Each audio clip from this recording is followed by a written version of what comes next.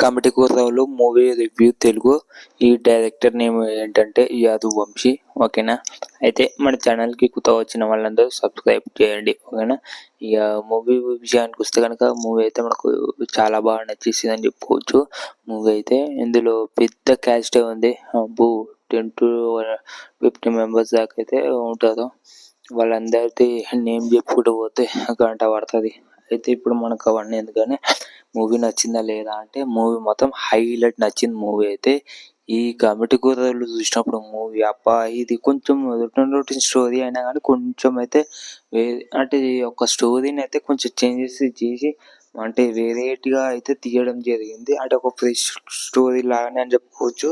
కానీ మనకైతే next level movie అయితే బాగా అనిపించింది. అబ్బా ఫస్ట్ హాఫ్ మొత్తము అసలు ఎక్కడ కూడా కదపకుండా ఎక్కడ కూడా ఎలా అంటే ఇప్పుడు అది లాగ్ ఉంది అన్నట్టు అయితే ఏం లేదు. స్టోరీలోకి వెళ్ళిపోతుంది మూవీ అయితే ఫస్ట్ అబ్బా సినిమా చూస్తే మాత్రం నాకు చాలా బాగా నచ్చేసింది.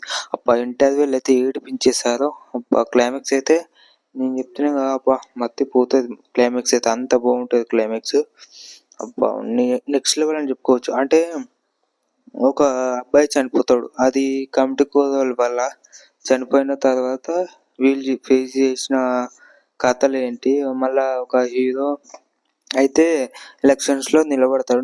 ఎలక్షన్లో గెలిచాడా లేదా, ఇది మెయిన్ స్టోరీ. మనకైతే మూవీ నచ్చింది. మ్యూజిక్ అండ్ గ్రాఫిక్ విజువల్స్ అయితే అన్ని సినిమాటోగ్రఫీ అన్ని మనకు చాలా బాగా నచ్చినాయి. బెటర్ ఎక్స్పీరియన్స్ ఇచ్చాయి. ఫ్యామిలీతో చూడొచ్చు అంటే కంపల్సరీ చూడొచ్చు. ఫ్యామిలీతో వెళ్ళి చూడండి. ఒకనే ఫ్యామిలీతో వెళ్ళి చూడండి. ఒకనే like share subscribe to my channel please do share. ఒకనే